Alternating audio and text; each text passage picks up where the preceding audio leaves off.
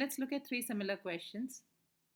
The first question wants you to find even integers that lie between 100 and 200 and not divisible by 7 and not divisible by 9. So, first of all, how many even integers are there between 100 and 200? Since I am counting both, they are going to be 51 digits, 51 integers, sorry. So, please understand that if I had 100 consecutive integers, then I would get exactly 50 even integers. But here I am counting both 100 and 200, so I will get 51. From this 51, I need to remove numbers divisible by 7 and numbers divisible by 9 and add back anything that's divisible by both, which is 63. But remember that these integers are actually even, which means when I say 7, I mean 14. When I say 9, I mean 18. When I say 63, I mean 126. So between 100 and 200, there is exactly only 126. 252 is more than 200. So this I need to add back. So I'll need to add back 1. Okay. Now, how many multiples of 7 are there between 100 and 200?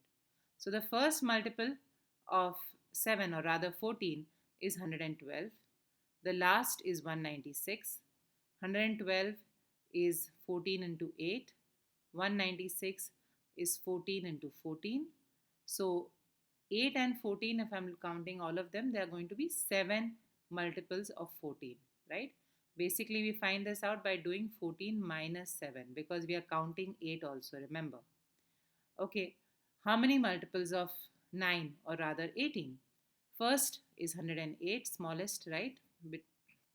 And the largest is 198. So 108 is 18 into 6, 198 is 18 into 11. So we are going to get 6 such integers. So now to find the answer, I'll start with 51, subtract 7, multiples of 7 that is, right? Subtract 6 that are multiples of 9 and add back 1 which is a multiple of 7 and 9, and the answer is 39. Now these questions could easily be done with probability also, right? If you get a normal distribution, by normal I mean something that is evenly distributed, then to find multiples of 7 or to find multiples or find to find integers that are not multiples of 7, you can easily use probability. Let's see how.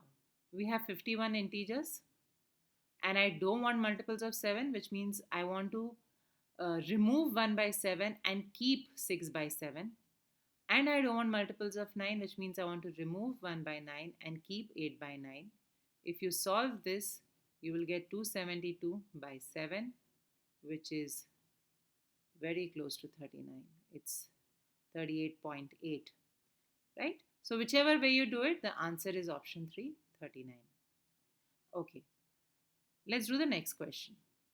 Now here you have again 100 to 200, but the integers are odd, right? And you want divisible by 3 but not by 7. So number of odd integers between 100 and 200 are exactly 50. Since we don't want it to be divisible by, we want it to be divisible by 3, we'll just divide by 3 to find out how many of them are there.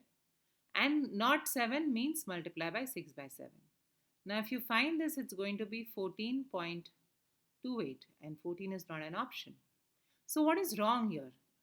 This is not an even distribution. If you see, the first number that you'll pick up is 111. It is not 105 because 105 is divisible by 7.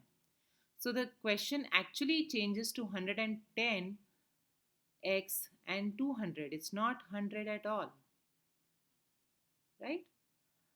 So if you apply this now, that actually there are not 50 but 45 odd integers, and multiples of 3 are divide by 3 and then 6 by 7, if you do, you will get 90 by 7, which is 12.8, which is 13. So your answer is option 13. Option 4, 13, right?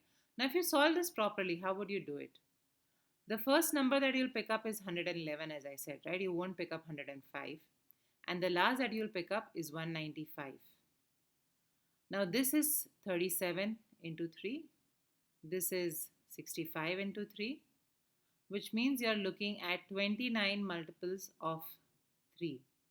Now you are going to remove even multiples, which means you will be left with 15 odd multiples of 3.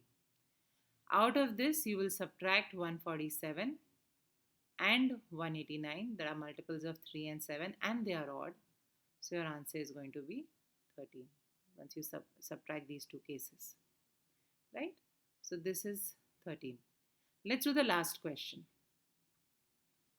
You have again a limit given 1000 to 1200. Every digit of n is odd. That means the first two digits are odd anyways, right? Your tens also has to be 1 or 3 or 5 or 7, right? And 9. Similarly, your units also will be 1, 3, 5, 7, and 9. And every digit and the elements are divisible by 3. So let's look at this case, right? Triple one. That is already divisible by 3. So if you want the units also along with this to be divisible by 3, then there are two possibilities, 3 and 9, right?